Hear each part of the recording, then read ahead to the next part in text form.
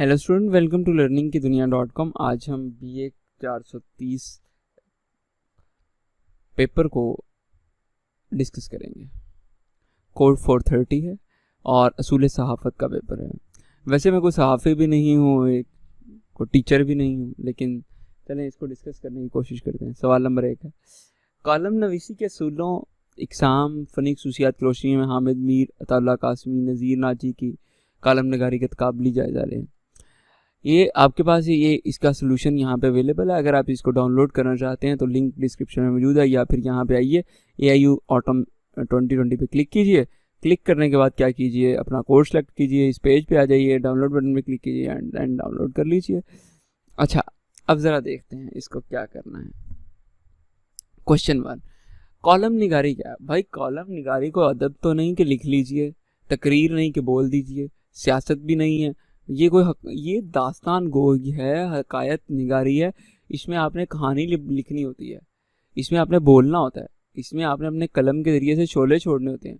ये फ्रांसीसी लफ्ज़ कॉलमना से निकला है, फिर इसे कॉलम में लतीनी लफ्ज़ में लंबा करना सतून के हैं खींचना।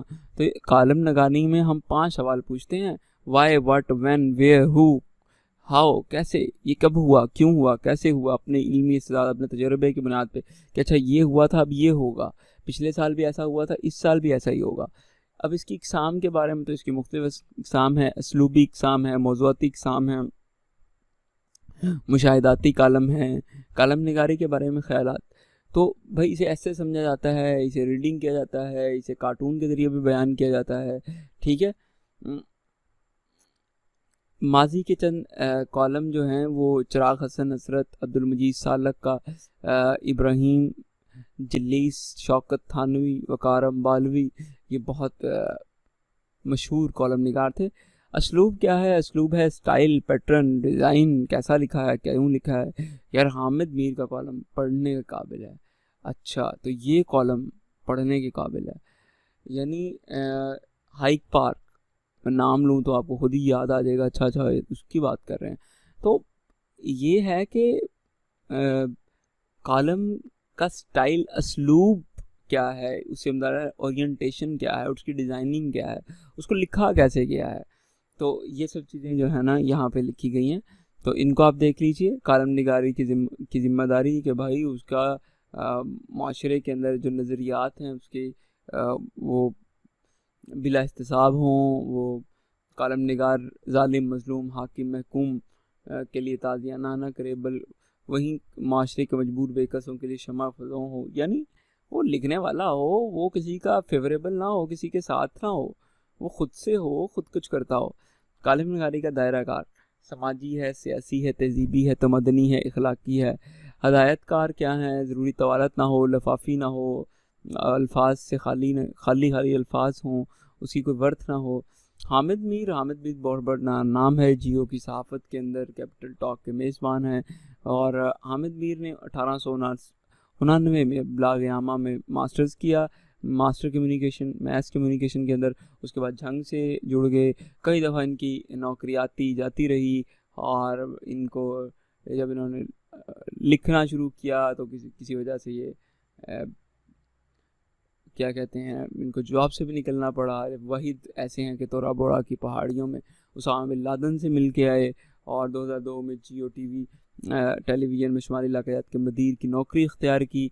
और आजकल उसामा बिन लादेन की स्वान उमरी हयात पर काम कर रहे हैं। 2 दफ़ा उनके साथ इंटरव्यू कर चुके हैं। भारतीय अखबार Times of India, Outlook, Delhi, the Week और भास्कर में भी कॉलम लिखते रहे। बहुत मशहूर है, इंटरनेशनल पर्सनैलिटी हैं। तो इनके बारे में आप यहाँ से बहुत कुछ पढ़ सकते हैं। ठीक है, सियासी फ़लसफ़ा पर भी एक किताब लिखी, और बेशक उनकी खदमात मानी जाती हैं, लोग उनसे इख्तलाफ भी करते हैं, लेकिन आपका तो पेपर है, आपने इख्तलाफ, ज़ाहिर सी बात है, उनकी जो लिखने के इजाज़ात हैं उनको मानना ही पड़ेगा। अताउल्लाह कासमी की कॉलम निगारी अदबी दुनिया की अताई नहीं बल्कि अता हैं, अता करदा हैं। वो चीज़ों को बहुत कम, चंद एक डिज़ाइन बना के, इशाइये बना के, छोटी छोटी चीज़ें बना के उससे ज़ाहिर कर देते हैं, और गंभीर मसाइल को छोटी सी तस्वीर में उतार देते हैं। कॉलम निगारी में सबसे ज़्यादा कशिश, वसीला इजहार, अहले ज़ुबान की तरफ से किसी सनद की ज़रूरत होती है। आंचल की तरह लहराते हैं शेरों के इंतखाब ने रसवा किया मुझे। तो ये बात तो शायरी और शेर व सुख़न के हवाले से कही जाती है कि जज्बात के साथ साथ इंसानी शख्सियत का भी इजहार होता है।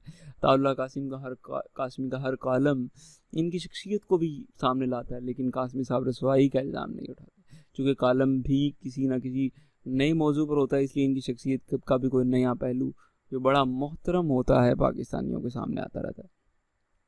तो बेशक इससे इनकार नहीं किया जा सकता। ताउल्ला कासमी बहुत बड़ा नाम है। अता साहब के बकौल किसी महफिल में मेरी मुलाकात एक सौगवार शख्स से जिसके बारे फौत हो चुके कुछ अर्सा हुआ था, वो अपने वालिद की वफ़ात से मुतल्लिक़ गुफ्तगू कर रहे थे। तो ये यहाँ पे पढ़ लीजिए, वाक़या है जिसके बारे में बड़ी डिटेल से लिखा गया है। नज़ीर नाजी की कॉलम नगारी के बारे में भी यहाँ पे बड़ी डिटेल से इन्होंने एक्सप्लेन किया है। आप इसको पढ़िए ख़ुद से। चूँकि मैं इसका सहाफ़त का स्टूडेंट तो नहीं हूँ, तो एक्सप्लेनेशन इतनी अच्छी नहीं कर पाऊँगा। कुछ चीज़ें जैसे एजुकेशन है, जो चीज़ें मैंने पढ़ी हैं उनकी एक्सप्लेनेशन मुझसे अच्छी होती है।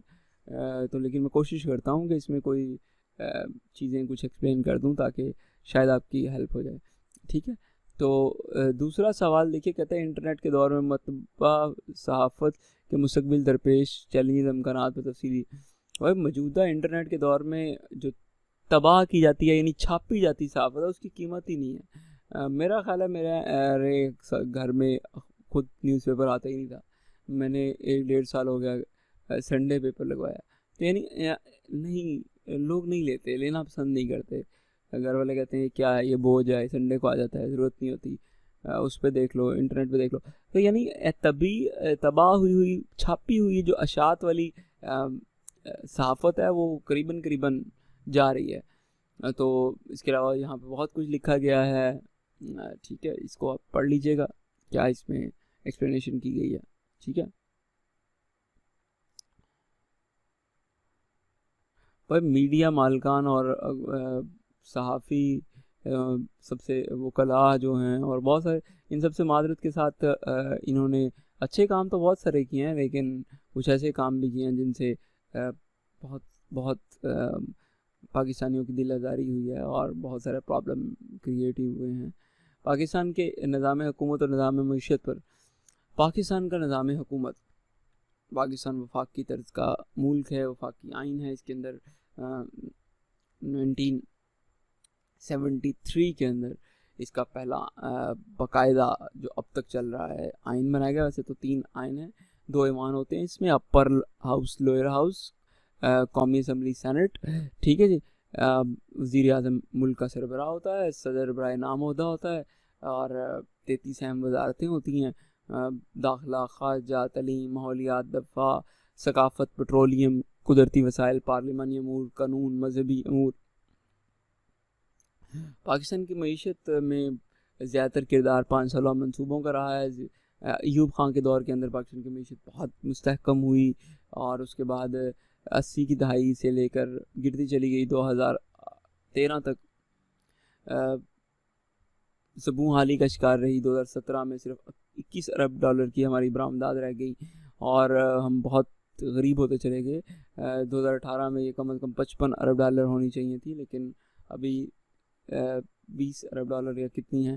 खैर, इस चीज़ को भी आप देख लीजिएगा, इसको रीड कर लें, तो ये बरामदात और दरामदात के बारे में फ़र्क को मज़ीद अच्छी तरह से इसको एक्सप्लेन किया गया है।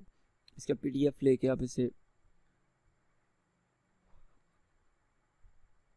रीड कर सकते हैं। और स्टूडेंट अभी के लिए इतना ही है।